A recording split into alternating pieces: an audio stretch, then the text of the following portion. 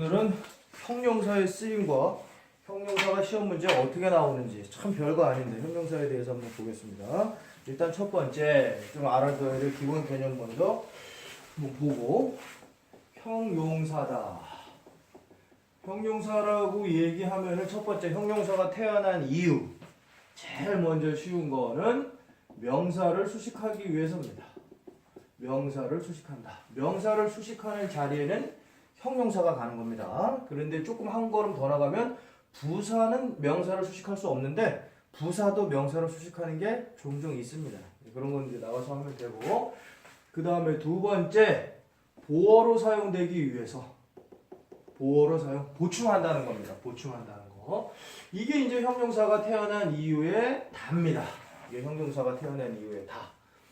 자, 그러면 이제 형용사라는 건 뭐냐? 기본적으로 형용사로 아예 태어난 단어들이 있고, worm 이런 거, kind 이런 거, 처음부터 형용사로 태어난 게 있고, 그 다음에 명사에 ly가 붙어서 형용사가 되는 경우가 있습니다. ly로 끝났다 그래서 무조건 부사가 아니라는 점, 요 정도는 조금 기억해야 됩니다. ly로 끝났다 그래서 무조건 부사는 아니다.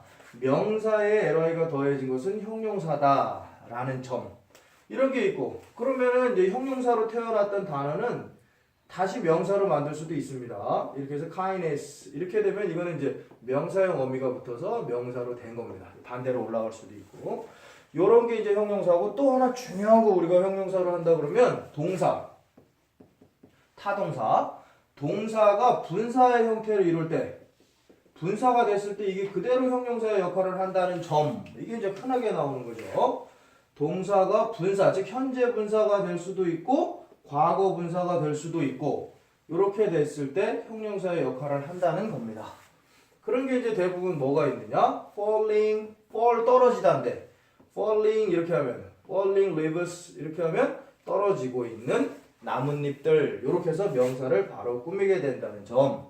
그 다음에 fallen, 이건 이제 ed로 끝나진 않지만 ed로 끝난다는 건 과거 분사 얘기한 거고, 과거 분사. fallen, 불규칙 변화도 있으니까 fallen leaf 이렇게 하면 떨어져 버린 잎, 이렇게 되는 겁니다. 하나니까 이때는 어를 붙여야 되는 거고, 요건 과거 분사로서 형용사의 역할을 하는 거. 성격은 조금 다르죠. 자동사도 이렇게 변할 수 있습니다. 타동사만 되는 게 아니라. falling 이렇게 되면은 진행적인 의미가 있고 스스로 하는 의미가 좀 있습니다. 그리고 fallen 이렇게 과거 분사로 쓰면은 이미 완료된 의미가 있고, 그 다음에 남한테 받는 그런 뜻이 조금 들어가 있습니다. 수동적 의미, 수동태는 아니고. 요 정도가 이제 형용사가 태어나서 쓰이는 거에 답니다. 모든 영어에. 그런데 이제 조금씩 어려워하는 이유가 이제 이런 겁니다.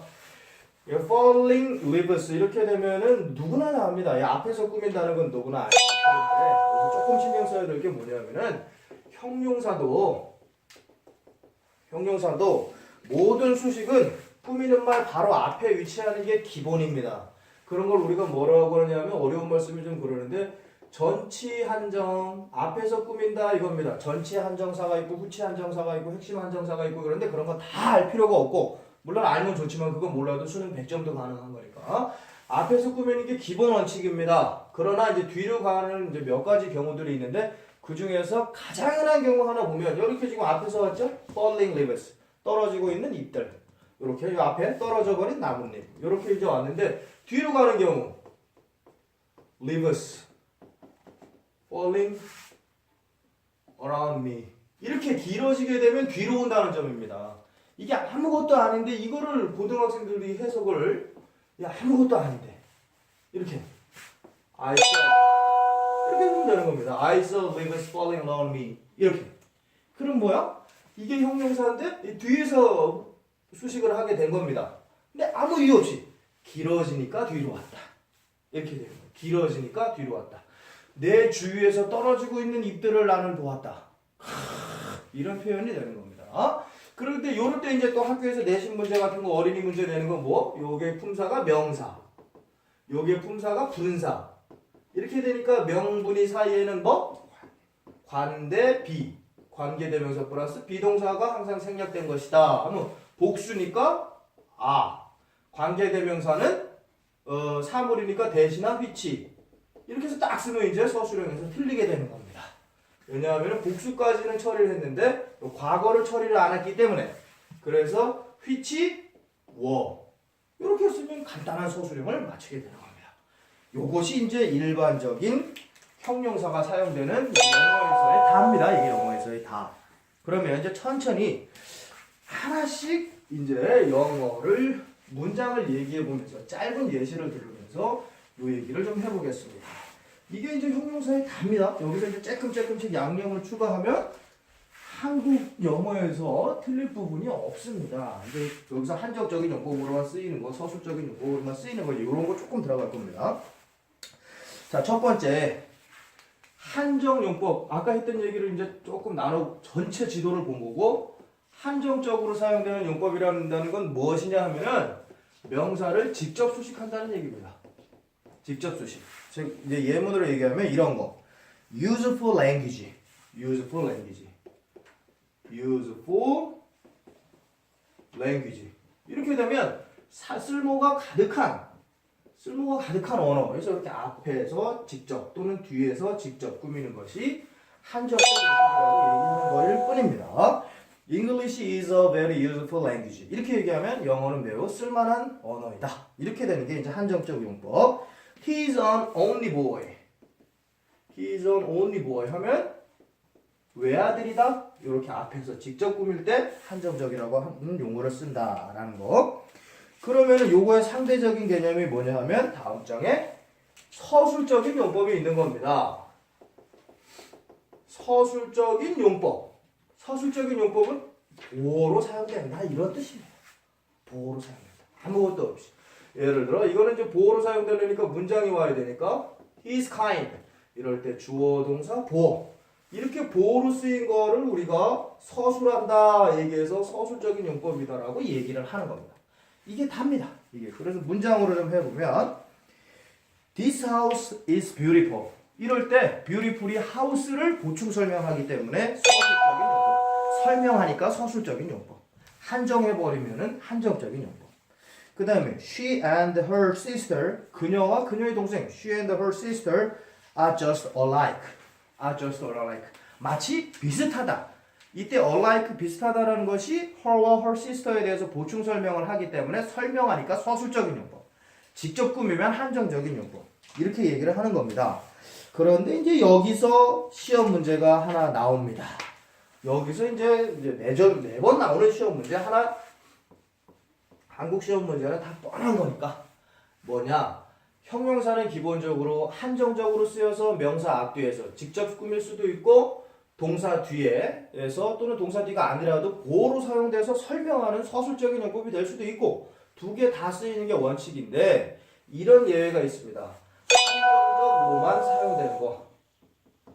한정적으로만 사용하는 형용사가 있고 또 서술적으로만 사용하는 형용사가 있고 한정적으로 사용한다는 건 뭐? 보어로 쓰면 안 된다. 서술적으로만 사용한다라는 건 뭐? 명사를 직접 수식하면 안 된다. 이런 겁니다. 그런데 이것도 외우기가 너무 쉽습니다. 이것도. 근데 이렇게 시작하면 이래서 영어가 어려워. 외울 게 얼마나 많아. 이렇게 생각하면 안 되는 거고 이것도 너무 쉽습니다. 왜 쉽냐? 시험에 주로 나오는 것은 서술적으로만 쓰이는 형용사에 대해서 주로 물어봅니다. 이게 85%, 90%. 한정적으로만 사용되는 게 시험에 나올 경우에 10%, 15%. 근데 이것도 외우기가 너무 쉽다는 거. 자, 이런 경우입니다. 나는 봤다. 살아있는 사자를 on alive lion. 나는 살아있는 사자를 봤다. 이렇게 되면 무슨 용법인가요? 명사를 직접 꾸몄을 때 한정적 용법이죠. 근데 이렇게 쓴 문장은 틀렸다 이겁니다. 그러면 이때 핵심은 어디에 있느냐 하면 이 alive라는 형용사가 한정적으로 사용할 수가 없다. 이겁니다. 뒤로. 그러면 뒤로 가서 명사를 서술해야 된다. 즉 이 문장을 다시 이렇게 써야 됩니다. I saw. 뜻을 살려서 얘기한다면 문장을 어떻게 얘기하지만 I saw that. 난 봤다. lion alive, a lion was alive. 이렇게 써야 되는 겁니다. 이렇게. 왜냐? 이 대절 자체는 목적어절로 빠지죠? 그러니까 새로운 문장이 나오는 겁니다. 접속사 뒤에 새로운 문장이 a lion이 주어, was가 동사, alive가 보어. 이렇게 보어로 쓰이면 설명하는 거니까 무슨 용법? 설명하니까 서술적 용법. 그래서 이 문장은 맞다. alive는 이렇게 명사를 설명하는 보어로만 써라. 요겁니다. 이렇게 명사를 직접 꾸미는 한정적은 안 된다. 자, 이제 기본 설명이 끝났는데 그럼 이걸 갖다 시험 문제를 어떻게 맞히냐? 너무 쉽다는 거예요. 너무. 스카이캐슬에서 그렇게 유난을 떠는 것은 우리나라 사회상의 과도한 경쟁에서 거기에 이제 잘못 표현되는 걸 보여주는 거고, 사실 진득한 진실의 길에서 스카이 가는 것은 어렵지 않습니다. 그러면 서술적으로만 쓰는 형용사는 대체 뭐냐? 즉 뭐냐? 보어로만 써야 되는 게 뭐야? 그럼 그것도 어려워. 명사 앞에서 명사를 직접 꾸미면 안 되는 단어가 뭐야? 명사 앞에 왔다 하면 오답으로 골라야 되는 단어가 뭐야? 이렇게 외우는 겁니다. 그거는 A로 시작하는 형용사 거의다. A로 시작하는 형용사 거의다. 그냥 이렇게 해버리면 다 맞춥니다. 그럼 A로 시작하는 형용사 우리가 몇 개만? 아까 살아있는 alive, 그 다음 깨어있는 awake, 그 다음에 또 afraid, 두렵다 afraid, asleep, asleep 졸린다 asleep, 또 alone, 외롭다 alone, ashamed, ashamed 창피하다 ashamed 창피한 이렇게 돼야 되겠죠 사실. 근데 보어로 쓰이니까 창피하다가 돼버리는 거고, 이렇게 등등 A로 시작하는 형용사들은 명사 앞에 바로 오면 오답으로 골라라 이겁니다. 여기에 플러스 worth 가치 있는, 그 다음에 content 만족한 이런 뜻입니다. 만족한. 요게 요렇게 되면 얘네들은 보어로 써라. 즉 이 책은 가치 있는 책이다. This book is worth 이렇게 써야지. This book is worth thing 이렇게 명사를 꾸미는 식으로 쓰면 안 되고 This book is worth 이렇게 보어로. I'm content 나는 만족한다 이래야 되지. 뭐 content book 만족한 책 이런 건 안 된다는 겁니다. 자, 그래서 이 시험 문제 하나 마치고, 그러면 기왕에 했는데 한정적으로만 쓰는 건 뭐냐? 이것도 알게 되면 이것도 너무 쉽다는 거.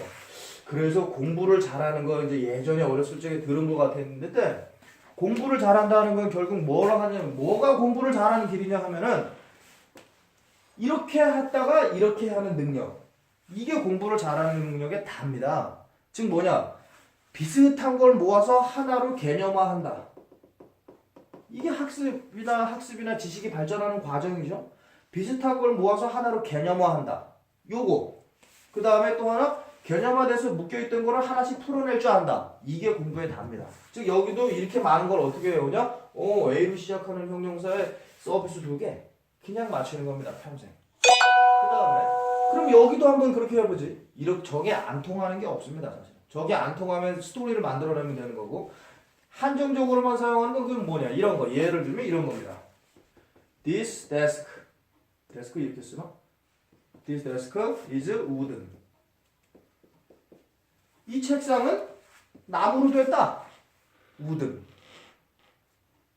또는 이 코인은 뭐 안에 있다.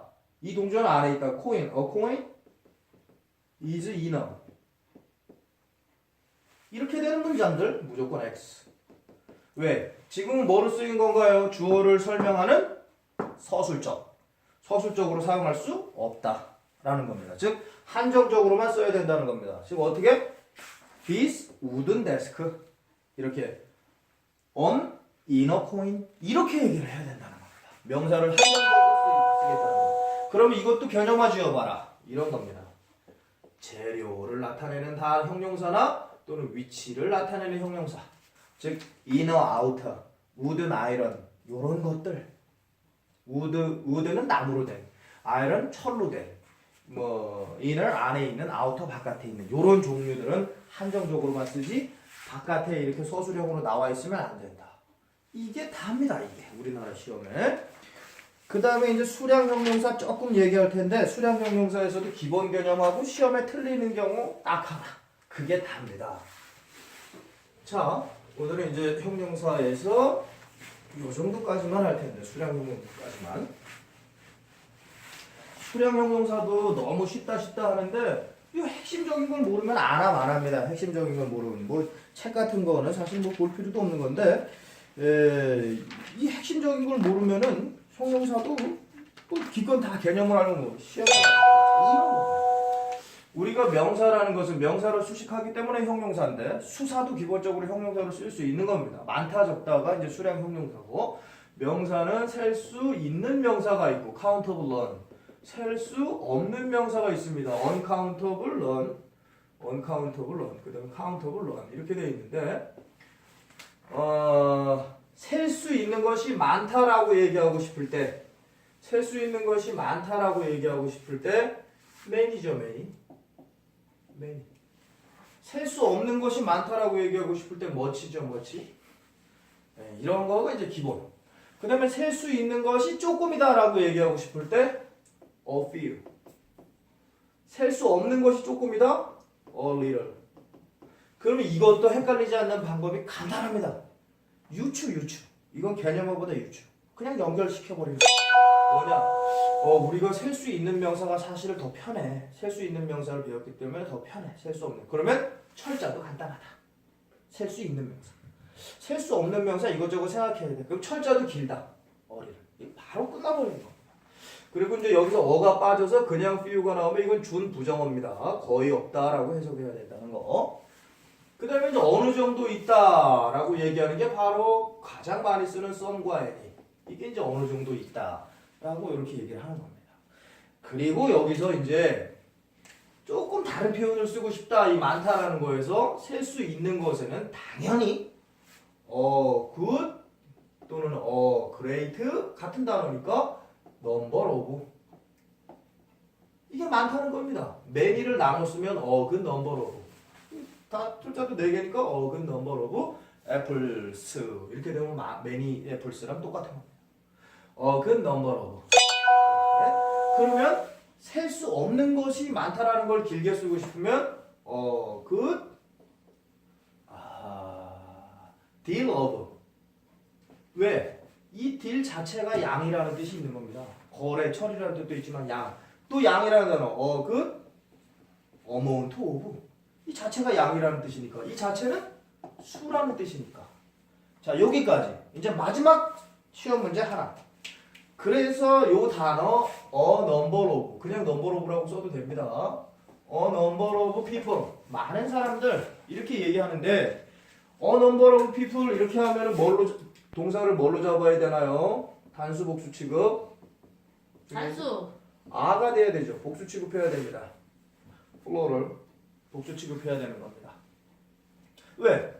얘 자체도 복수고 얘 자체도 man이니까 그러니까 다른 말로 하면 many people are가 되기 때문에 이렇게 써야 되는 겁니다. 그런데 얘는 그대로 man이라는 뜻이니까 그런데 여기서 얘 관사만 바뀝니다. the number of 요게 시험 문제입니다. the number of people 이렇게 하면 뜻이 전혀 바뀐다는 거 이렇게 되면 얘가 many의 뜻이 아니라 of가 의가 되고 이게 말 그대로 숫자가 됩니다. 숫자 사람들의 숫자는 사람들이 만약에 100명이 있다 그래도 그 숫자는 단수입니다. 사람들의 숫자는 100명. 더 넘버로브가 오면 취급은 무조건 뭐? 단수, 싱글러 이렇게 된다는 거. 넘버로브면 취급은 뭐? 복수, 플러럴 이렇게 된다는 거. 여기까지가 형용사 다고 여기서 이제 서비스로 하나만 더 추가한다면 형용사가 여러 개가 나열된다. 그랬을 때 형용사를 쓰는 순서는 어떻게 되는가? 이런 거 잘 나오진 않는데 혹시나 내신 문제나 뭐 토익 토플 같은 데서 뭐 낸다고 치면 이렇게 됩니다. 지수, 대성, 신색제 이런 순서로 쓰는 겁니다. 지수, 대성, 신색제 이렇게. 지금 뭐 지는 뭐 지시사, 디스, 수사, 투, 그 다음에 대소, 빅, 성상, 굿, 좋다 나쁘다 굿, 신구, 새거냐 흔거냐, 뉴, 색깔, 뭐 블루, 재료, 뭐 우든, 데스크, 뭐 테이블 이렇게 되는 겁니다. 이 두 개의 큰 좋은 새 파란 색깔의 나무로 된 테이블들 이렇게 하는 게 순서입니다. 지수, 대성, 신색체. 그럼 이건 또 어떻게 해오냐? 이렇게 개념을 못 지을 것 같을 때는 바로 스토리를 만드는 겁니다. 지수라는 여자 배우가 있습니다. 지수. 김지수도 있고 뭐 박지수도 있고 최지수도 있고 뭐 다 있는데 얘가 크게 성공하라고 대성, 크게 성공하라고 신께 대사를 짓는 지수, 대성, 신색체. 이렇게 하면 끝. 이렇게 합니다. 요게 형용사 사용의 일단 기본적으로 문제에 나와서 풀 수 있는 다입니다. 다. 오늘은 형용사에 대해서 알아봤습니다. 오늘은 여기까지 하겠습니다.